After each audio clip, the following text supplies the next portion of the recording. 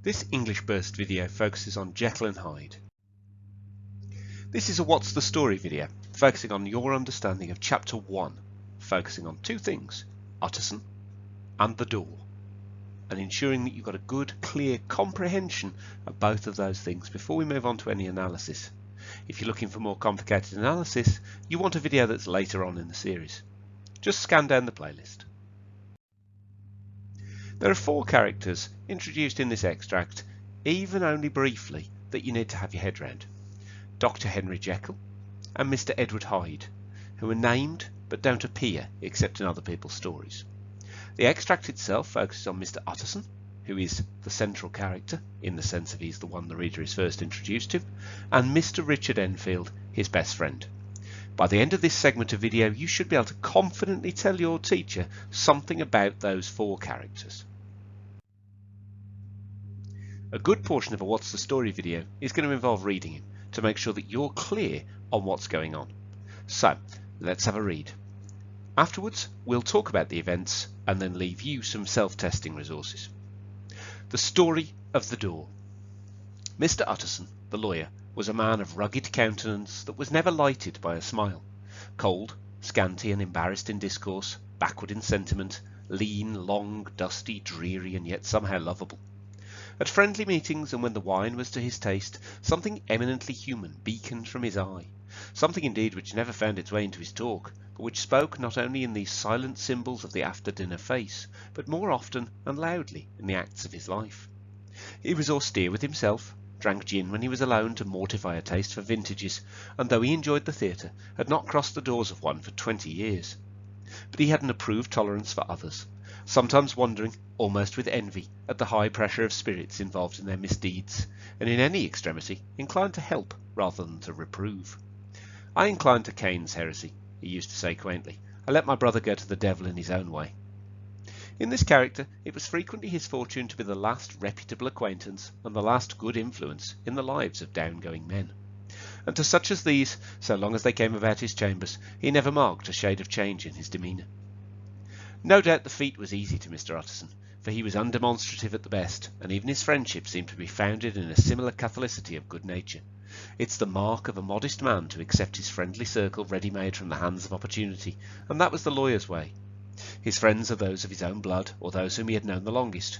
His affections, like ivy, were the growth of time. They implied no aptness in the object. Hence, no doubt, the bond that united him to Mr. Richard Enfield, his distant kinsman, the well-known man about town. It was a nut to crack for many what these two could see in each other, or what subject they could find in common. It was reported by those that had encountered them in their Sunday walks that they said nothing, looked singularly dull, and would hail with obvious relief the appearance of a friend. For all that, the two men put the greatest store by these excursions, counted them the chief jewel of each week, and not only set aside occasions of pleasure, but even resisted the calls of business, that they may enjoy them uninterrupted. So, a reminder, Victorian literature is separated from us by quite a distance of years, and therefore it's important for the modern reader to spend a bit of time picking apart the important bits, tackling some of the difficult vocabulary, and just generally not giving up, because large chunks of Victorian text take some working at. It's like eating a big cake. You need to go forkful by forkful, not just stick your face into the whole thing and expect not to get covered in cake. So, here we go. Let's have a look at the yellow bits first. The yellow bits focus on Mr. Utterson. At the start, you see his face never lighted by a smile. Dusty, dreary, and you might form one opinion. You should have a think about that and the impression it gives of him. Then you have the adjective somehow lovable, and that gives a different impression that you also ought to think about. In the middle section we have two yellow pieces that look at his attitude to other people, an approved tolerance for others, and the fact that he was inclined to help rather than to reprove. Both of those focus on how he sees other people, and you should think about what that says about him as a person. Then, in the last yellow piece at the bottom of the screen, his affections, like ivy, were the growth of time, and that's all about the way his friendship grows, like a plant. In blue, we have some stuff about his relationship with Richard Enfield. They're related. Enfield's a very different sort of man, a man about town, You might think of something like an Instagram influencer today, where they are seen with lots of celebrities, they're popular, they're fun to be around, that kind of idea. So very different men. Then they go on these Sunday walks, and you've got these slightly strange contrasting pairing at the bottom. Said nothing, looked singularly dull, but it was the chief jewel of each week, and you ought to think about what that metaphor suggests about them. To help you with that, in the next part of the video, I've done some simple breakdowns. Here you have a straightforward summary. I'd pause it here and make sure that you can finish it. And that way, you'll know you have a genuine understanding of the events that have gone on before we layer anything else up. Once you're ready, unpause the video and we'll do the next section together. Okay, so the second part of this chapter starts to look at one of their Sunday walks. I'm going to read it to you first, and then we'll pick it apart. It chanced on one of these rambles that their way led them down a by-street in a busy quarter of London.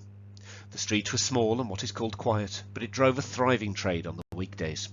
The inhabitants were all doing well, it seemed, and all emulously hoping to do better still, and laying out the surplus of their grains in coquetry, so that the shop fronts stood along that thoroughfare with an air of invitation, like rows of smiling saleswomen.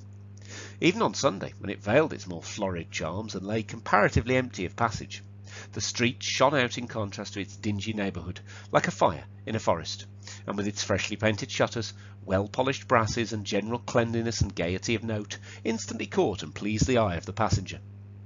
2 doors from one corner, on the left hand going east, the line was broken by the entry of a court, and just at that point a certain sinister block of building thrust forward its gable on the street.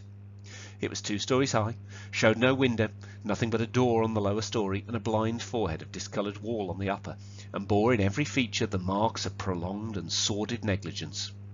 The door, which was equipped with neither bell nor knocker, was blistered and disdained. Tramps slouched into the recess and struck matches on the panels. Children kept shop upon the steps. The schoolboy had tried his knife on the mouldings, and for close on a generation no one had appeared to drive away these random visitors or to repair their ravages. Mr. Enfield and the lawyer were on the other side of the by-street, but when they came abreast of the entry, the former lifted up his cane and pointed. "Did you ever remark that door?" Enfield asked, and when his companion had replied in the affirmative, "It is connected in my mind," added he, "with a very odd story." "Indeed," said Mr. Utterson with a slight change of voice. "And what was that?" Okay, let's break this page down before we move on, although we're not going to spend long on it because we're going to come back to this in more detail in future videos. The green bit. They walk through a nice bit of London. You should be able to pick out some bits from that green sentence that suggest that this bit of London is well cared for. However, they also then walk past a court with a building sticking out from it, and it's the back of a house. There's no windows. It's very much the sort of neglected bit of the house, and you should be able to see from that blue bit a series of details that suggest it's not very pleasant. Then we have our yellow bit where Enfield tells Utterson that there has been an interesting story or a strange story connected to the door, and he proceeds to tell him what the story is, which is what we'll do in the next section of the video. "Well, it was this way," returned Mr. Enfield. "I was coming home from some place at the end of the world about 3 o'clock of a black winter morning, and my way lay through a part of town where there was literally nothing to be seen but lamps. Street after street, and all the folks asleep. Street after street, all lighted up as if for a procession, and all as empty as a church. Till at last I got into that state of mind when a man listens and listens and begins to long for the sight of a policeman. All at once I saw 2 figures, one a little man who was stumping along eastward at a good walk, and the other a girl of maybe 8 or 10, who was running as hard as she was able down a cross street. Well, sir, the 2 ran into one another naturally enough at the corner, and then came the horrible part of the thing, for the man trampled calmly over the child's body and left her screaming on the ground. It sounds nothing to hear, but it was hellish to see. It wasn't like a man, it was like some damned juggernaut. I gave a few halloo, took to my heels, collared my gentleman and brought him back to where there was already quite a group about the screaming child. He was perfectly cool and made no resistance, but he gave me one look, so ugly it brought out the sweat on me like running.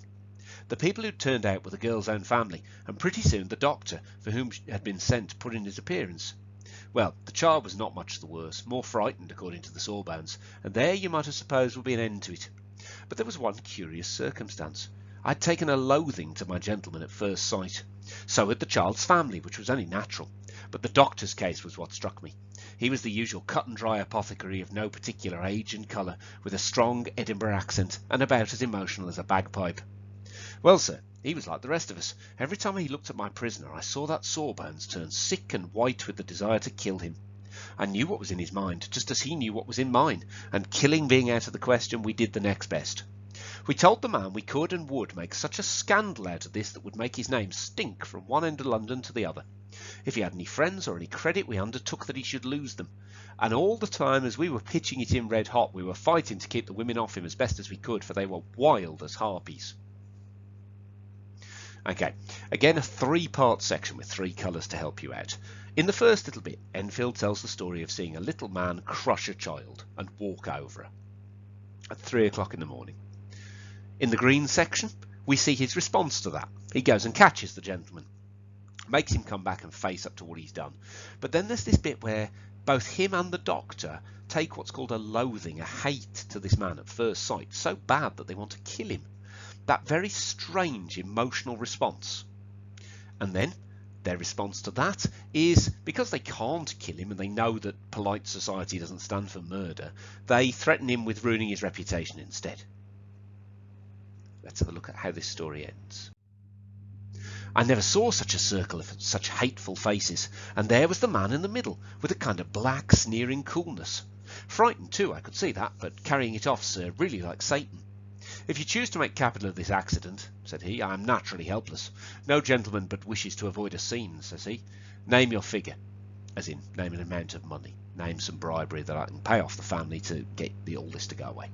Well, we screwed him up to £100 for the children's family. He would have clearly liked to stick out, but there was something about the lot of us that meant mischief, and at last he struck.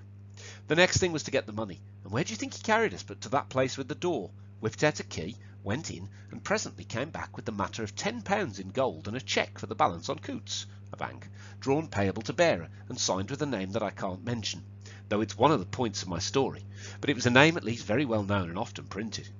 The figure was stiff, but the signature was good for more than that if it was any genuine. I took the liberty of pointing this out to my gentleman, that the whole business looked apocryphal, and that a man does not in real life walk into a cellar door at 4 in the morning and come out with another man's cheque for close upon £100. But he was quite easy and sneering. Set your mind at rest, says he, I will stay with you till the bank's open and cash the cheque myself. So we all set off, the doctor and the child's father and our friend and myself, and passed the rest of the night in my chambers, and next day when we breakfasted went in a body to the bank. I gave in the cheque myself, and I said I had every reason to believe it was a forgery. Not a bit of it. The cheque was genuine.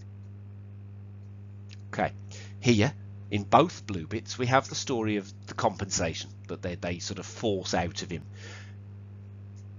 He goes into a suspicious place, takes out the door, key, and in the middle of the night comes back out with £10 in gold and a cheque. Now the cheque is signed by someone else.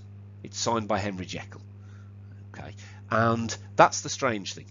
This dodgy looking little man at 3 o'clock in the morning does something near criminal. He assaults a small child, and then someone reputable and respectable pays the bill off. Now this is where Enfield starts to think, well, is there something going on here? Is this man blackmailing Henry Jekyll? Has he forged the cheque? What's happening? So he's suspicious and he waits to see what happens. What actually happens is the cheque turns out to be genuine, and therein lies our mystery. A straightforward job for you now. Down the right hand side there are some words, and on the left hand side a summary for you. What you should do is you should pause the video here, take a minute, see if you can fill those in. Have you got that understanding? If not, replay the video. If you are confident with it, unpause and you'll get some answers. Okay, answer time. Here you go. Mr. Utterson is a dull but lovable lawyer who people get help from when they're in need. He's friends with a cousin, Enfield, and goes on regular walks with him on Sundays. One Sunday they pass a dirty door in a poor area. Enfield tells Utterson a story about the door and the man who lives behind it. He says he saw a small, revolting man trampling a small girl of 8 at 3 a.m. in the morning. A crowd, led by Enfield, confronted the man and forced him to pay £100 in compensation. The man gave them a cheque, which we learn at the very end of the chapter was signed by a very respectable, celebrated man. No one believed that the cheque was genuine, but later found out it was.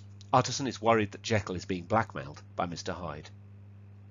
If you've got your head around all of that, you're ready to move on and look at the next segments, which are more complicated and focus more fully on language analysis.